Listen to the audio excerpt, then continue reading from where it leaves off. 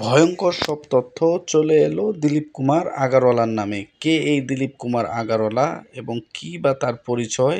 চলেন আমরা তার প্রতিবেদনটি একটু দেখে আসি।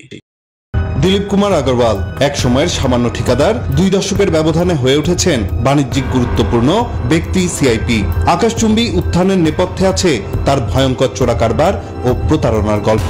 আমি তো নৌকাকে ভালোবাসি, নৌকার আদর্শকে ভালোবাসি।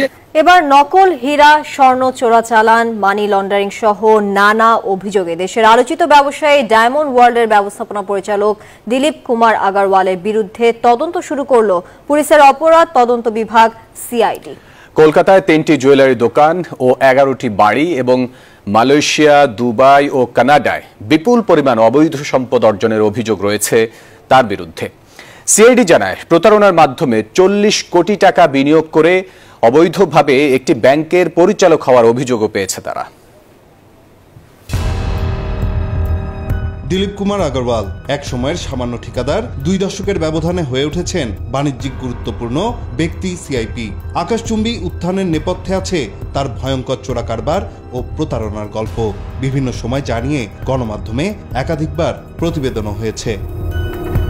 স্বৈরশাসক দলের হয়ে একাধিকবার নির্বাচনও করতে চেয়েছিলেন তিনি। গেল শিক্ষার্থী আন্দোলনে সাবেক প্রধানমন্ত্রীর হাতকে শক্তিশালী করার প্রত্যয় করেন তিনি। এরপর তার বিরুদ্ধে হয় শিক্ষার্থী হত্যা মামলা। আমি তো নৌকাকে ভালোবাসি, নৌকার আদর্শকে ভালোবাসি, বঙ্গবন্ধুকে ভালোবাসি, মাননীয় প্রধানমন্ত্রী ভালো। আগারওয়ালার প্রতিবেদনটি যদি আপনাদের ভালো লেগে থাকে অথবা আপনাদের যদি কোনো মতামত থাকে তাহলে অবশ্যই আমাদের কমেন্টস বক্সে কমেন্টস করতে ভুলবেন না।